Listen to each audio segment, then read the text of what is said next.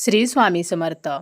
ज्यांच्या घरी अजूनही गौरी बसवत नाहीत आणि ज्यांना याच वर्षी गौरी बसवण्याची इच्छा आहे, म्हणजे पहिल्यांदाच ज्यांना गौराई बसवायच्या आहेत, तर त्यांच्यासाठी हा व्हिडिओ नक्कीच माहितीपूर्ण आहे. प्रत्येक घरामध्ये आपल्या चालीरीती, कुळधर्म, कुळाचार यांचे पालन करून गौरी आवाहन, गौरी पूजन व गौरी विसर्जन केले जाते. भाद्रपद महिन्यात अनुराधा नक्षत्रावर गौरी आवाहन केले जाते. गौरी ही एकटी येत नाही, तर त्या दोघी येत असतात. एक असते ज्येष्ठा आणि एक असते कनिष्ठा. परंतु काही घरांमध्ये मात्र एक गौरी बसवण्याची सुद्धा पद्धत असते. गौराई ह्या माहेरवाशी नसतात आणि 3 दिवस आपण गौराईचा सण साजरा करत असतो.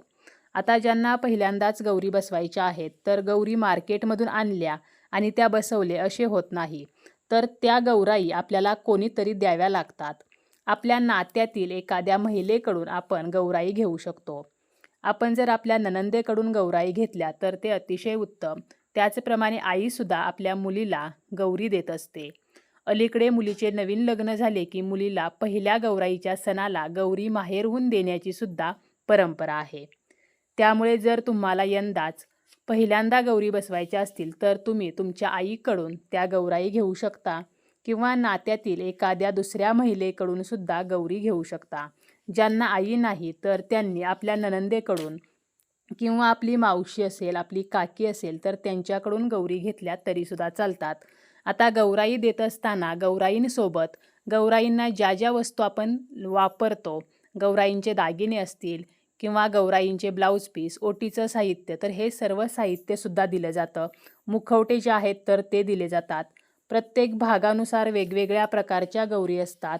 काही भागामध्ये गौरी ज्या आहेत तर त्या खड्याच्या असतात, तर काही भागामध्ये शाडूचे मुखवटे असतात, तर काही भागामध्ये पाना फुलांच्या गौराई असतात. कोणाकडे गौराई या पाटावरती बसवल्या जातात, तर कोणाकडे स्टँडवरती बसवल्या जातात. परंतु पहिल्यांदा जेव्हा आपण गौराई बसवतो, तर त्यावेळेला मात्र त्या पाटावरतीच आपल्याला बसवायच्या असतात. पाटावरती तांदळाची रास घालून, म्हणजे आपल्याला एक पाट मांडायचा आहे, त्याभोवती छान रांगोळी काढायची आहे, त्यावरती तांदळाच्या 2 राशी घालायच्या आहेत आणि त्यावरती मुखवटे ठेवायचे आहेत. आपल्याकडे एक गौर बसवण्याची पद्धत असेल, तर आपल्याला एक रास घालायची आहे आणि त्यावरती आपल्याला एक मुखवटा जो आहे तर तो ठेवायचा आहे. परंतु शक्यतो 2 गौराई ज्या आहेत तर त्या बसवल्या जातात आणि त्या मुखवट्यांना सजवलं जातं.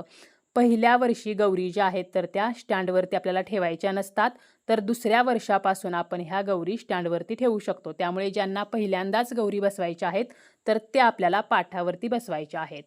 आता आपल्याला गौरी बसवण्याच्या दिवशी आपला घर स्वच्छ करायचं आहे, घराचा परिसर स्वच्छ करायचा आहे आणि ज्या ठिकाणी आपण गौरी बसवणार आहोत ती जागा छान अशी डेकोरेट करायची आहे. त्या ठिकाणी आपल्याला छान आरास करायची आहे. दरवाजाला आपण तोरण लावू शकतो. त्याचप्रमाणे आपल्या मुख्य दरवाजाबाहेर आपल्याला रांगोळी काढायची आहे. आपली जी तुळस आहे तर तुळशीजवळ आपल्याला रांगोळी काढायची आहे. आपली तुळस जर गॅलरीमध्ये असेल, तर आपल्याला तुळस जी आहे तर ती बाहेर ठेवायची आहे. त्या ठिकाणी सुद्धा आपल्याला छान अशी रांगोळी काढायची आहे.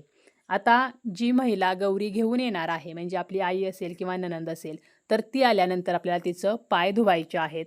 त्यानंतर तिच्या पायावरती हळदी कुंकू आपल्याला लावायचं आहे. तिच्यावरून भाकड तुकडा आपल्याला ओवाळून टाकायचा आहे आणि गौरी ज्या आहेत तर त्या आपल्याला तुळशीपासून ज्या ठिकाणी आपण गौराई बसवणार आहोत तर त्या ठिकाणापर्यंत घ्यायच्या असतात.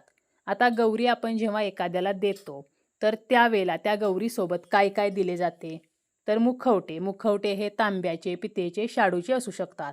त्यासोबत हळदी कुंकू, 5 किंवा 25 विड्याची पाने, त्यानंतर ब्लाऊज पिसाची किंवा साडीची ओटी, म्हणजे देणाऱ्या व्यक्तीला जे जे शक्य आहे तर ते द्यावे. आणि जर देणाऱ्या व्यक्तीची तेवढी परिस्थिती नसेल, आपल्या आईची जर आर्थिक परिस्थिती चांगली नसेल, तर आपण त्यांना फक्त 101 रुपया घालायला सांगायचा आहे आणि बाकीचे जे पैसे आहेत तर ते आपण सुद्धा देऊ शकतो. फक्त आपल्याला ज्या गौरी आहेत तर त्या इतरांकडून घ्यायच्या असतात. त्यामुळे जे जे गौरीसाठी साहित्य लागते तर ते सर्व साहित्य गौराईंच्या मुखवट्यासोबत दिलं जातं.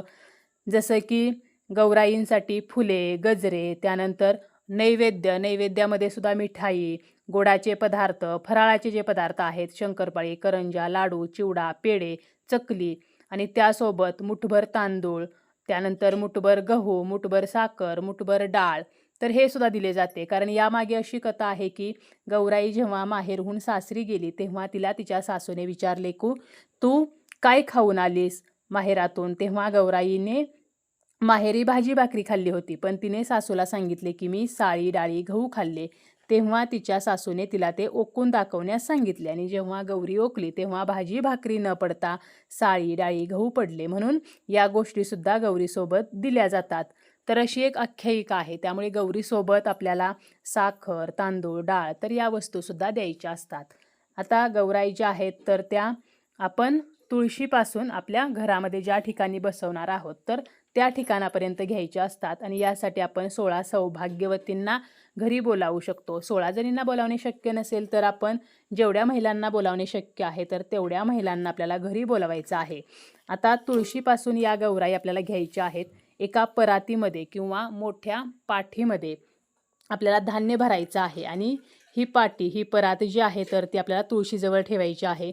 त्यावरती आपल्याला गौरीचे मुखवटे ठेवायचे असतात. आता गौरीच्या मुखवट्यासोबत गौरीची जी बॉडी आहे किंवा गौरीची जी बाळे आहेत, आता आपल्याला ज्या प्रमाणात गौरी बसवायची आहे, म्हणजे आपण फक्त गौराई बसवणार आहोत का, किंवा त्यासोबत गौराईचं इतर साहित्यसुद्धा आलेलं जर असेल, अगदी गौराईची बॉडी वगैरे आलेली असेल तर पहिल्या वर्षी आपल्याला त्याचा वापर करायचा नाही.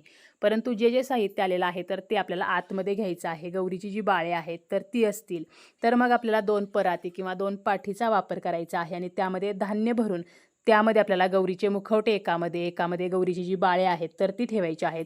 गौरीच्या डोक्यावरती आपल्याला नवीन ब्लाऊज पीस टाकायचा आहे. दोघींच्याही मुखवट्यावर आपण एकच ब्लाऊज पीस टाकला किंवा सेपरेट टाकला तरीसुद्धा चालेल. आणि हे सर्व करत असताना गौराईंचं तोंड पूर्वेकडे येईल तर अशा पद्धतीने आपल्याला करायचं आहे. मुखवट्यांना मंगळसूत्र आणि नथ आवर्जून घालायचे आहे, वस्त्रमाळ घालायची आहे. त्याचप्रमाणे दोन्ही गौराईंच्या मध्ये आपल्याला गणपती म्हणून सुपारी ठेवायची आहे किंवा आपण गणपतीची मूर्ती जी आहे तर ती सुद्धा आपल्या देवघरातील ठेवू शकतो. त्या गणपतीला सुद्धा वस्त्रमाळ घालायची आहे. यानंतर गणपती आणि गौराईंपुढे आपल्याला विडा ठेवायचा आहे. 2 विड्याची पाने, त्यावरती खारीक, सुपारी, बदाम, खोबऱ्याचा तुकडा, हळकुंड, 1 नाणं, 1 फूल तर असा आपल्याला विडा ठेवायचा आहे. आणि दुसऱ्या परातीमध्ये जे काही गौरीची बाळे असतील किंवा बॉडी आलेली असेल तर ते सर्व साहित्य आपल्याला ठेवायचं आहे. त्यानंतर आपल्याला तुळशीजवळ एक पाट जो आहे तर तो ठेवायचा आहे आणि त्यावरती आपण ज्या परातीमध्ये गौरी मांडलेल्या आहेत तर ती ठेवायची आहे. आता आपली जर तुळस खिडकीमध्ये असेल तर अगोदरच आपल्याला ती बाहेर नेऊन ठेवायची आहे, कारण आपण बाहेरून गौरी ज्या आहेत तर त्या घरामध्ये घेत असतो आणि 16 सौभाग्यवतींच्या सहवासामध्ये आपल्याला या गौरी घरामध्ये घ्यायच्या आहेत. आता प्रत्येक भागानुसार गौरी वेगवेगळ्या असतात. अगोदर सांगितल्याप्रमाणे खड्याच्या गौरी, पानाफुलांच्या किंवा मुखवट्यांच्या गौरी. आता काही भागामध्ये बघा गौरी ज्या आहेत तर त्या खड्याच्या असतात. मग त्या पद्धतीनेच आपल्याला ज्या गौरी आहेत तर त्या येणार आहेत. आता गौरी घरात घेण्यापूर्वी आपल्याला कुंकवाचं पाणी एका भांड्यामध्ये करायचं आहे आणि जी महिला गौरी बसवणार आहे तर तिनेच ह्या घरामध्ये घ्यायच्या असतात बघा. त्यामुळे जी स्त्री गौरी घरात घेणार आहे तर तिने हातामध्ये ज्यामध्ये गौरी आहेत तर ती परात घ्यायची आहे आणि दुसऱ्या महिलेने इतर पराती असतील तर त्या घ्यायच्या आहेत. आणि एका महिलेनं काय करायचं आहे तर जे आपण कुंकवाचं पाणी वगैरे केलेलं आहे तर त्याची पावले जी आहेत तर ती उमटवायची असतात. आता सर्वप्रथम आपल्याला काय करायचं आहे तर जिने गौरी घेतलेली आहे तिच्या पायावरती पाणी, दूध ओतायचं आहे, हळदी कुंकू लावायचं आहे, कपाळावरती हळदी कुंकू लावायचं आहे, गौराईंना हळदी कुंकू लावायचं आहे. यानंतर घंटा वाजवत किंवा ताट चमच्याने वाजवत आणि कुंकवाच्या पाण्याची हाताने आपल्याला पावले उमटवत गौरींना घरामध्ये आणायचं आहे. उंबरट्यावरती आपण धान्याचं माप जे आहे तर ते सुद्धा ठेवू शकतो आणि हे माप जे आहे तर त्याला आपली जिने गौरी घेतलेली आहेत तर ती परात लावायची आणि ते माप ओलांडून घरामध्ये यायचं आहे. गौराई घरात आणताना जिने गौरी घेतलेल्या आहेत तर तिने म्हणायचं आहे की गौरी आल्या. त्यानंतर जी महिला कुंकवाचा हात उमटवत आहे तर तिने म्हणायचं कशाच्या पावली, आणि यानंतर गौरी घेतलेल्या महिलेनं म्हणायचं आहे की धनधान्याच्या पावली, आणि परत परत हेच म्हणायचं आहे. फक्त प्रत्येक वेळेला वेगवेगळे म्हणायचं आहे. म्हणजे बघा, गौरी आल्या कशाच्या पावली, धनधान्याच्या पावली, गौरी आल्या कशाच्या पावली, सोन्या चांदीच्या पावली, गौरी आल्या कशाच्या पावली, गुराढोरांच्या पावली, गौरी आल्या कशाच्या पावली, हळदी कुंकवाच्या पावली, गौरी आल्या कशाच्या पावली, सुखसमृद्धीच्या पावली. तर अशा प्रकारे गौराईंना आत घ्यायचं. आत घेतल्यानंतर किचन, देवघर सर्वत्र फिरवून आपल्याला ज्या ठिकाणी गौरी बसवायच्या आहेत तर त्या ठिकाणी न्यायचं आहे. आणि दोन्ही गौराईंच्या मध्ये आपल्याला एक कलश जो आहे तर तो स्थापित करायचा आहे. एक तांब्याचा तांब्या घ्यायचा आणि ज्याप्रमाणे आपण कलश तयार करतो म्हणजे तो पाण्याने भरून घ्यायचा. त्यानंतर त्याच्या तांब्याच्या तोंडाला रक्षासूत्राचा धागा बांधायचा, त्या कलशावरती स्वस्तिक काढायचं, त्यानंतरनं 5 आपली कुंकवाची बोटे त्या कलशावरती काढायची. कलशामध्ये हळदी कुंकू, अक्षता, 1 सुपारी, 1 नाणं, 1 फूल टाकायचं. त्यावरती 5 विड्याची किंवा आंब्याची पाने ठेवून त्यावरती नारे आपल्याला ठेवायचा आहे. तर असा कलश जो आहे तर तो सुद्धा आपल्याला दोन्ही गौराईंच्या मध्ये ठेवायचा आहे. आणि अगोदरच सांगितलेलं आहे की पहिल्यांदा जेव्हा आपण गौरी बसवतो त्यावेळेला त्या पाठावरती धान्यावरती बसवल्या जातात, स्टँडवरती बसवायच्या नाहीत.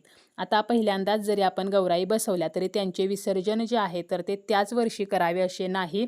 गौरीचे मुखवटे जर शाडूचे असतील तर आपण 3 वर्ष 5 वर्ष ते वापरू शकतो आणि 3 वर्षांनी 5 वर्षांनी त्याचं विसर्जन जे आहे तर ते करू शकतो. तांब्याचं किंवा पितळेचं मुखवटं असतील तर ते आपण कायमस्वरूपी ठेवू शकतो.